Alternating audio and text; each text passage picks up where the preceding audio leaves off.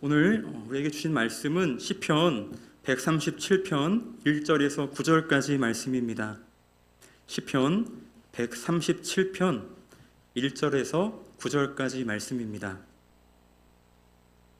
제목은 하나님을 노래하라 라는 제목으로 함께 말씀을 전합니다. 시편 137편 1절에서 9절까지 말씀인데요. 제가 먼저 봉독하고 그 다음에 함께 읽겠습니다. 우리가 바벨론의 여러 강변 거기에 앉아서 시온을 기억하며 울었도다.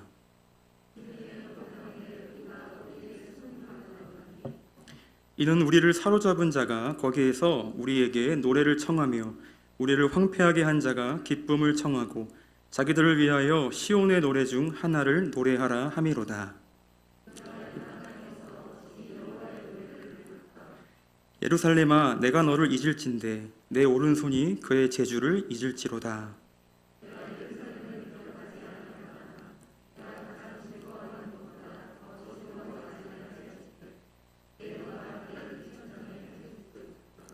여호와여, 예루살렘이 멸망하던 날을 기억하시고 에돔 자손을 치소서. 그들의 말이 헐어버리라 헐어버리라 그 기초까지 헐어버리라 하였나이다.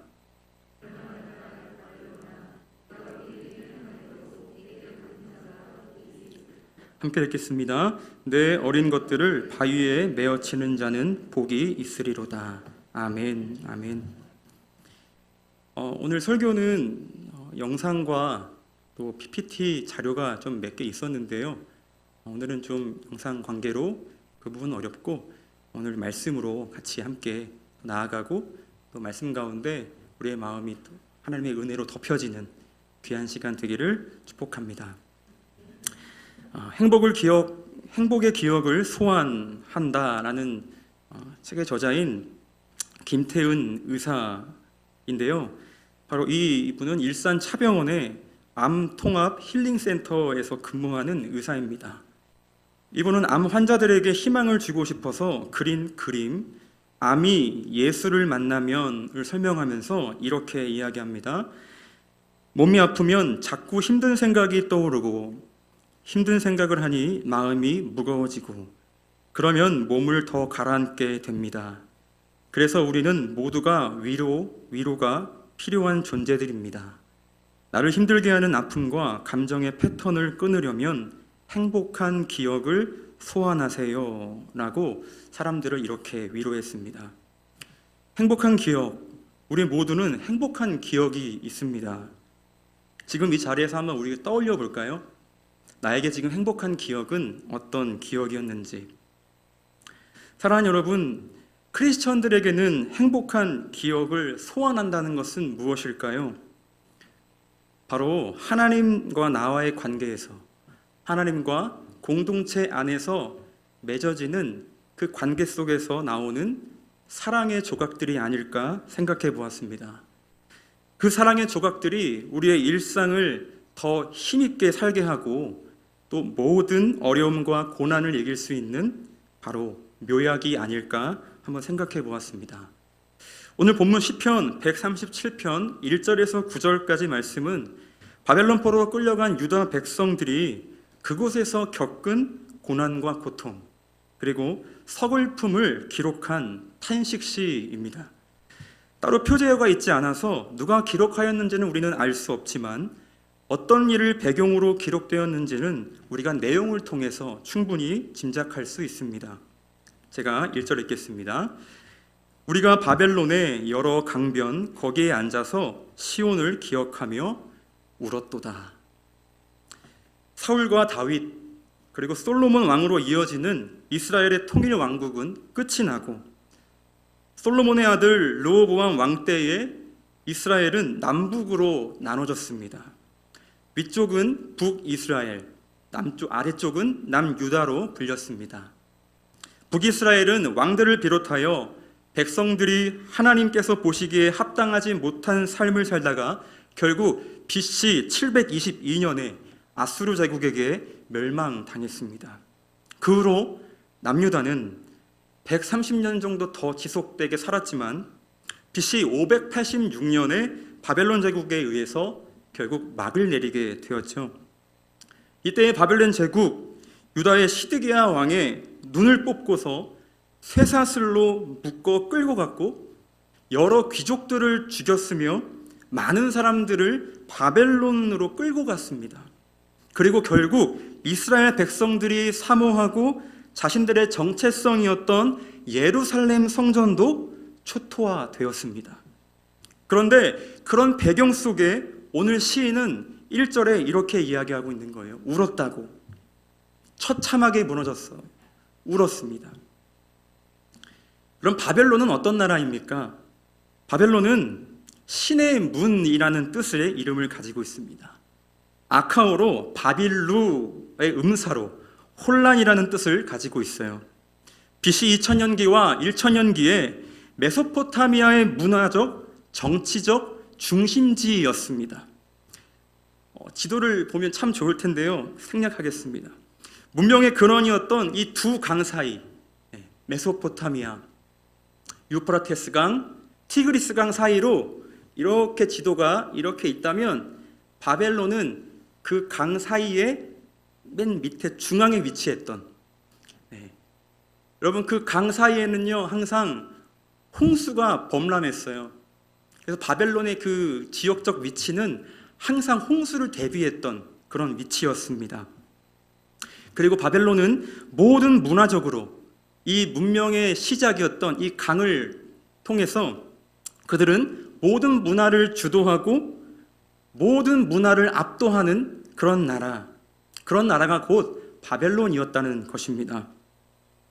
바벨론은 태양의 신 마루둑을 섬겼습니다. 이 마루둑은 우상입니다. 당시 이런 땅에 이스라엘 민족은 포로로 끌려왔고 오늘 탄식의 노래를 하고 있는 것이죠. 반면 이스라엘은 어떤 나라입니까? 문화적으로도 정치적으로도 힘이 없는 나라였습니다. 바벨론 제국과 얼마나 많이 비교가 되었겠습니까? 그럼에도 불구하고 믿음을 지킨 이들이 있었으나 지금 속해 있는 바벨론이라는 나라는 너무나 살기도 좋고 문화적으로도 너무나 훌륭하고 인간적으로 살기에 탁월했기 때문에 여기에 거주하는 것이 이스라엘 백성들에게도 참 좋았습니다. 유혹도 되었습니다.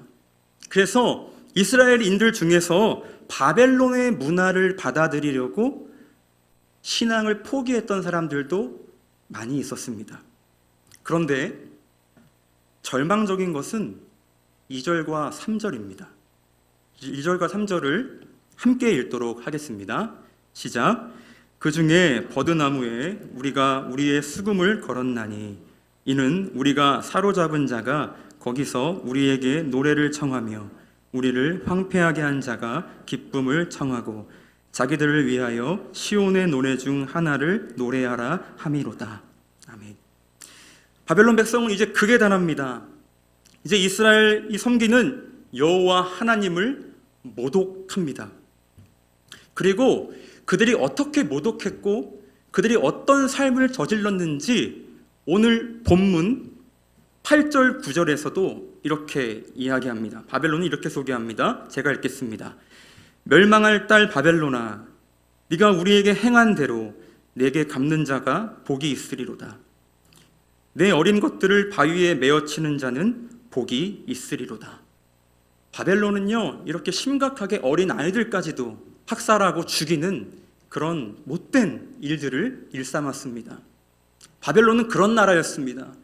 그런 상황 속에서 지금 이스라엘은 바벨론에서 지금 살고 있는 것입니다. 4절 보겠습니다. 4절 말씀 제가 읽겠습니다. 우리가 이방 땅에서 어찌 여호와의 노래를 부를까?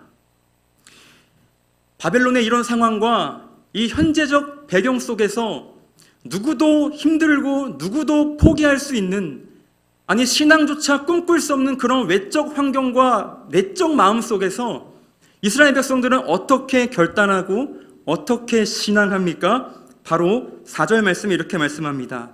제가 한 번 더 읽겠습니다. 우리가 이방 땅에서 어찌 여호와의 노래를 부를까? 어떤 환경 속에서 절망이 있고 탄식이 있고 어떻게 할지 모르는 그 절망적인 상황 속에서 이스라엘 백성들은 여호와의 노래를 그들을 향해 그들이 조롱하고 그들이 원하는 조롱하는 그 노래를 절대 부르지 않겠다고 선언하는 것입니다. 그 이방 땅에서 오늘날로 말하면 이런 것입니다. 세상과 타협하지 않겠다. 어떤 세상적 문화가 나에게 들어온다 할지라도 나는 세상과 타협하지 않겠습니다. 그리고 하나님만을 노래하겠습니다라고 결단하는 이 시인의 고백. 사랑하는 성도님 여러분, 여러분의 삶 가운데 이런 고백, 이런 찬양의 열정이 회복되시기를 주님의 이름으로 축원합니다. 어떠한 순간을 맞닥뜨릴지 모르겠으나 그 자리에서 하나님을 높이는 입술이 살아나시기를 주님의 이름으로 축원합니다. 이 시인의 고백은 더 구체적이고 더 결단으로 나아가고 있습니다. 저희 5절 말씀을 함께 읽도록 하겠습니다. 5절 말씀입니다. 시작. 예루살렘아 내가 너를 잊을진대 내 오른손이 그의 재주를 잊을지로다. 6절을 제가 읽겠습니다.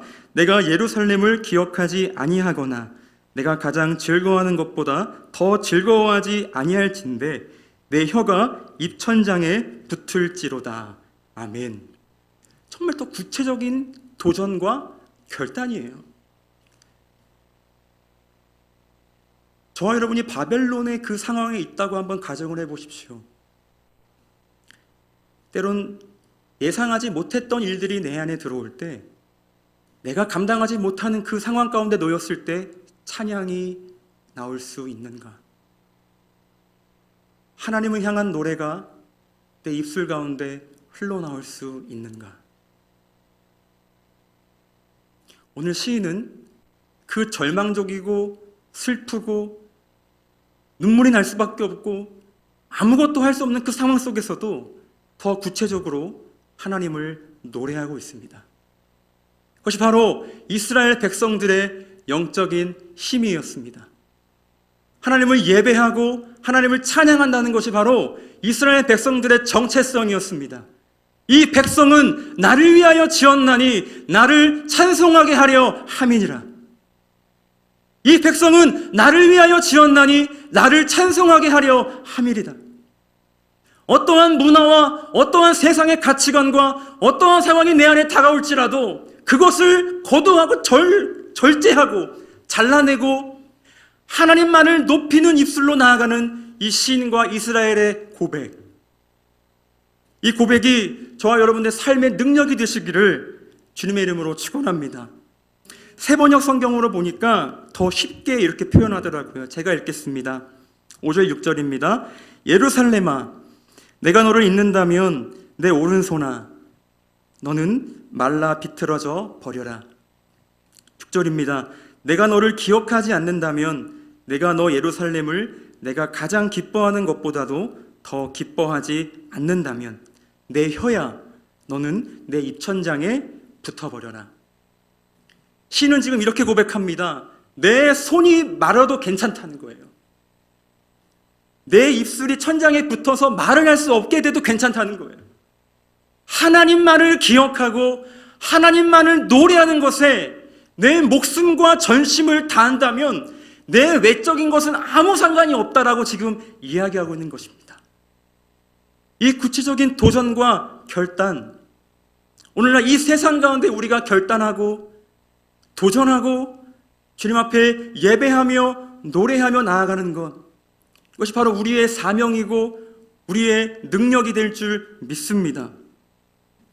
예루살렘아 내가 너를 잊는다면, 내가 너를 기억하지 못한다면, 다시 한번 강조합니다. 예루살렘아 너를 기억하지 않는다면, 내가 어떠한 순간에도 하나님을 기억하지 않는다면, 그리고 너 예루살렘을 내가 가장 기뻐하는 것보다도 더 기뻐하지 않는다면, 내 혀가 말을 못해도 좋으니 나는 여호와를 노래할지어다.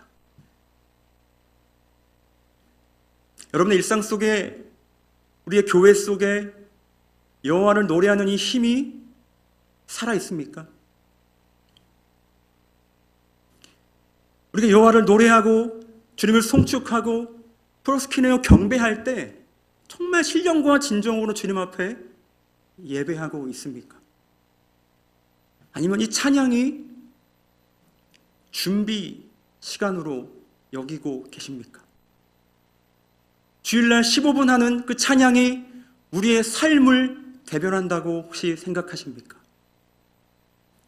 우리의 찬양은 교회에서만 일어나는 것이 아니라 교회 넘어서 세상 속에서도 울려 퍼져야 되는 것입니다. 하나님의 노래는 교회에서만 울려 퍼지는 것이 아니라 우리가 속해 있는 직장과 가정과 학교와 내가 받는 모든 영역 속에서 하나님의 이름을 높여드리는 삶, 그것이 바로 우리가 해야 할 하나님 앞에 나아가는 목적이자 이유이며 결국 결과입니다. 사랑하는 성도님 여러분, 오늘 이 말씀을 기억하며 우리가 어느 상황에 있든지 어떠한 고난과 절망을 만나든지 그 안에서 하나님을 노래하는 입술이 회복되시기를 주님의 이름으로 축원합니다. 혹시 제이어스라는 선교단체를 혹시 아십니까? 다음 세대들을 위한 선교단체 제이어스라는 찬양팀이 있는데요. 그 찬양팀은 지금 다음 세대들을 굉장히 일으키고 있습니다. 몇 년쯤 됐는데 지금도 여전히 코로나 시대에 어려웠지만 그래도 꾸준하게 하나님을 예배하고 노래하는 그런 선교단체입니다. 근데 이 선교단체는 그 자체 선교단체에서 제자훈련도 많이 실행했습니다. 리더들이, 그 청년들이 목사님의 말씀을 통해서 다른 청년들을 가르치고 말씀을 서로 나누면서 계속해서 예배자들을 세워가는 과정에 있던 그런 단체였습니다.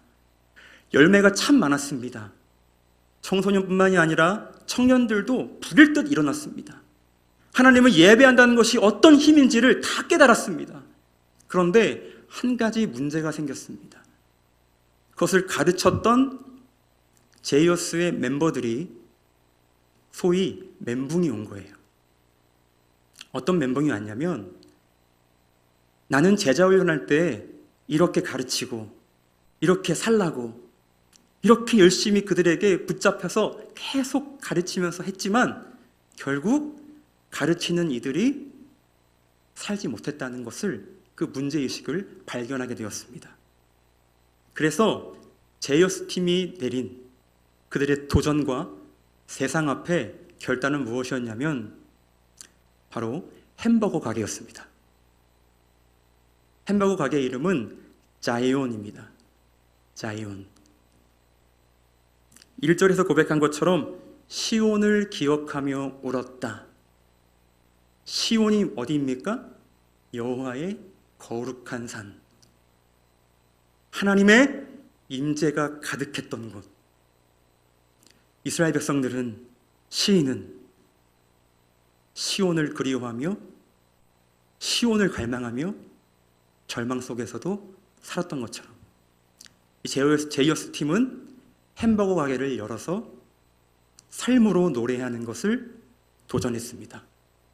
여러분, 성수동에 가시면 자이온이라고요, 사진을 좀 보여드리면 좀 좋은데 굉장히 예쁘게 아주 아름다운 공간으로 이제 꾸며놨어요. 그래서 햄버거를 팔고 커피도 팔고 그렇게 다음 세대들을 위한 공간으로 만들어 놨는데요. 거기에 운영 철학이 어떤 철학이었냐면 한 사람의 선교사를 세우는 일입니다. 한 사람의 살아있는 삶으로 노래하는 예배자들을 양성하기로 그렇게 작정하는 거예요. 근데 놀라운 일이 생깁니다. 그 공간을 통해서, 그 상점을 통해서 죽었던 영혼들이 돌아오게 되는 거예요. 여기 뭐지? 궁금해합니다. 여기 무슨 가게지? 들어가 봅니다. 근데 서비스가 다른 거예요. 일반 그냥 자영업 하시는 분들하고 햄버거 가게 사장님하고 너무나 다른 거예요. 더 체계적이고 더 나이스하고 더 깔끔하고 성경에 입각한 그런 정직함으로, 순결함으로 장사를 하는 거예요. 근데 믿지 않는 청년들도 관심을 가지면서 어떠한 역사까지 일어나냐면 여기서 일해보고 싶다. 일하면요, 거기에 있는 직원들이, 매니저가 가르쳐줘요. 우리는 하나님을 노래하는 예배 단체인데 삶에서도 하나님을 높이고 하나님을 전도하고 그리스도를 전도하고 하나님의 이름을 영화롭게 하기 위해 존재하는 가게입니다. 복음을 제시합니다. 그런데 거부가 없어요. 왜요? 너무나 나이스하니까요. 그들의 삶이 너무 나이스하니까요. 열정이 전해지니까요. 직장 생활에서 자영업 현장 속에서 하나님을 노래하는 거예요. 힘들 때 여호와께 돌아가자 찬양하는 거예요. 무슨 안 좋은 일을 만났을 때도 하나님의 관점으로 해석을 하는 거예요. 소위 말하면 어려운 손님들이 왔을 때 막 욕을 하고 따지고 하면 그래도 그리스도의 사랑으로 품는 거예요. 그러니까 세상이 주목하고 청년들이 변하고 다음 세대가 일어나고 나도 주님을 노래하겠습니다라고 결단하며 나아오는 그 상점. 그것이 바로 교회에만 갇혀서 있는 것이 아니라 우리 각 사람들이 하나님을 높이는 예배자가 되어서 그곳의 세상 속으로 들어가서 삶의 노래로 주님 앞에 나아가는 그 삶의 도전을 통하여 많은 열매들이 맺힌다는 것입니다. 사랑하는 성도 여러분, 우리가 속해 있는 그곳에서 우리들이 가지고 있는 은사와 탤런트를 가지고 소소하게 내가 할 수 있는 것들을 가지고 세상을 섬기는 거예요. 하나님을 섬기고 이웃을 섬기는 거예요. 그것으로 그 탤런트로 내가 할 수 있는 재능으로 하나님께 영광을 올려드리는 삶. 그것이 바로 삶으로 예배하는 삶입니다. 우리 누구는 다 가지고 있어요. 다 각자 은사가 있습니다. 다 가지고 있는 재능이 있습니다. 그 재능으로 하나님을 마음껏 높이는 삶. 교회에서 마음껏 높이시고 삶에서도 마음껏 높이시고 내가 할 수 있는 것들을 생각하며 기록해보며 그것으로 하나님을 노래하는 그런 아름다운 예배자, 그런 싱어송라이터가 되시기를 주님의 이름으로 축원합니다. 사랑하는 성도 여러분, 그리스도인을 닮아가는 삶, 그것은 참 특별합니다. 하나님을 노래하는 삶, 가장 아름다운 삶입니다. 저 여러분은 마지막 하나님 나라 갈 때까지 우리 입술에서 하나님을 높이는 그 노래가 멈추지 않게 되시기를 주님의 이름으로 축복합니다. 제가 존경하는 후배가 있습니다. 존경하는이라고 하니까 조금 어색한데요. 사실 저의 제자입니다. 그 친구는 작년에 쇼미더머니 10 혹시 아십니까? 네, 엠넷에서 쇼미더머니 10에 이제 출연한 그런 친구입니다. 오늘의 교회에서 만났습니다. 같이 예배팀했고 제가 가르쳤던 학생입니다. 이 학생이 저한테 이걸 출연하기 전에 기도해달라고 요청이 왔어요. 목사님, 저 쇼미더머니 10에 나갑니다. 기도 좀 해주십시오. 그 프로그램이 뭐니? 힙합하는 프로그램이래요. 힙합으로 막 경쟁하고 해서 이제 최종 우승자까지 뽑는. 근데 이 윤태라는 이 친구는 사실은요, 아논딜라이트라는 예명을 가지고 있어요. 검색해보시면 다 나올 거예요. 이 윤태라는 이 친구가 사실 힙합을요, 고2 때부터 시작했어요. 남들보다 좀 뒤쳐 있었습니다. 근데 지원해서 나간대요. 전 예상했어요. 안 될 것 같다고. 미안하지만 너무나 잘하는 사람이 많고 너는 득보잡이야. 그래서 좀 어려울 것 같아. 목사님, 제가 두고 보세요. 두고 보세요. 막 이러는 거예요. 그래서 그래, 알겠다. 기도만 해줄게. 하고서 이렇게 딱 넘겼는데 어느 날 엠넷에, 그러면서 제가 나름 내심 이렇게 준비하면서 그 방송을 정주행했거든요. 본방사수하면서요. 왜냐면 제자가 나오니까요. 놀라운 사실은 뭐냐면 1차 예선부터 파이널까지 올라가더라고요. 근데 세상 노래를 하는 것이 아니고요, 그의 가사와 메시지와 노래가 하나님을 높이는 거예요. 다. 가사가 다 복음적이에요. 그리스도가 우리의 능력 되십니다. 복음, 예수 그리스도의 십자가만이 우리를 살립니다. 그 십자가가 우리를 도전하게 합니다. 그 십자가가 우리를 열방으로 나아가게 합니다. 그 복음의 뜨거움이 우리를 살립니다. 이런 가사들을 계속 가지고 힙합으로 노래를 부르는데, 거기에 있던 심사자들도 사실 굉장히 영향력 있는 사람들인데요, 다 놀라는 거예요. 그러면서 종교에 대해서, 기독교에 대해서 굉장히 비아냥거리는 거예요. 오늘 이 말씀처럼 조롱하는 거예요. 이런 상황 속에서 이렇게 할 수 있어? 욕할 수 있어? 원래 힙합은 욕을 좀 섞거든요. 근데 그런 상황 속에 너 욕할 수 있어? 너 그거 안 하면 떨어질 수도 있는데? 그런데 그 인터뷰를 보면 이렇게 고백합니다. 하나님을 찬양하는 것, 하나님을 사랑하는 것, 그 하나님을 내 입술로 노래하는 것이 바로 나의 목적입니다. 저는 괜찮습니다. 디스가 들어오면 저는 그리스도의 사랑으로 품을 것입니다 라고 고백하는 거예요. 그의 삶의 신앙의 도전, 그의 노래, 그 노래가 세상이 주목했던 능력이었습니다. 파이널까지 올라가서 하나님을 마음껏 높이는 인생. 결과가 중요한 것이 아니라 그의 태도와 그의 삶을 바라보는 시선을 저는 깨닫게 되었고, 삶으로 노래한다는 것이 무엇인지를 다시 한번 그 친구들을 통해서 경험하게 되었습니다. 사랑하는 성도님 여러분, 저와 여러분이 가지고 있는 이 은사와 하나님이 주시는 이 귀한 탤런트를 가지고 하나님만을 높이며 아름답게 주님 앞에 쓰임받는 인생이 되시기를 주님의 이름으로 축원합니다.